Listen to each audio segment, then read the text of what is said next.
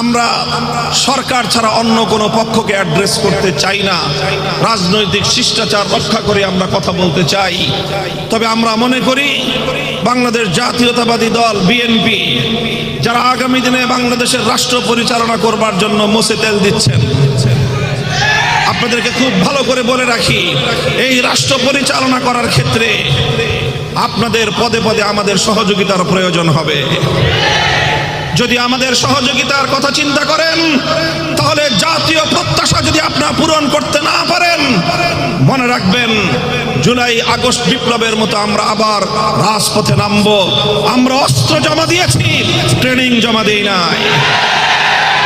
সেই কথা ভালো করে মনে রাখবেন।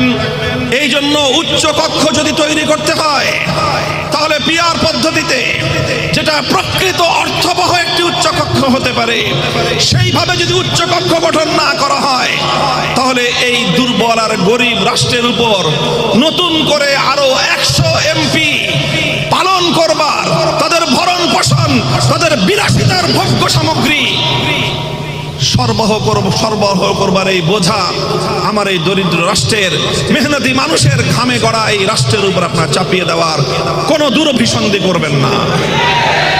পরিষ্কার এটা আমাদের কথা।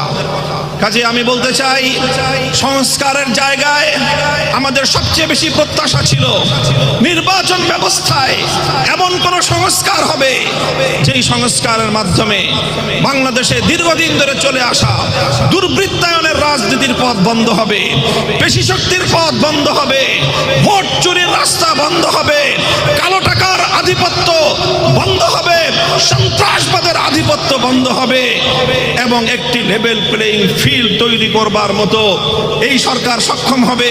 এমন একটি সংস্কার কার্যকর করেই তারপরে নির্বাচনের ঘোষণা আসবে। এটাই ছিল আমাদের দেশের মানুষের প্রত্যাশা।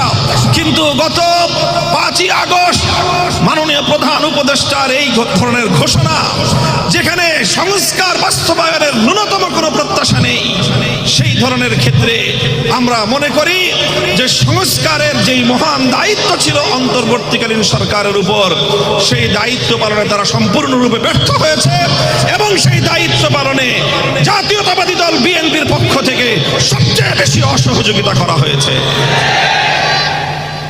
সংগ্রামী সাথী ও বন্ধুগণ, এরপরে দ্বিতীয় তাদের প্রাধান্যের বিষয় ছিল ফ্যাসিবাদী খুনিদের বিচার নিশ্চিত করা।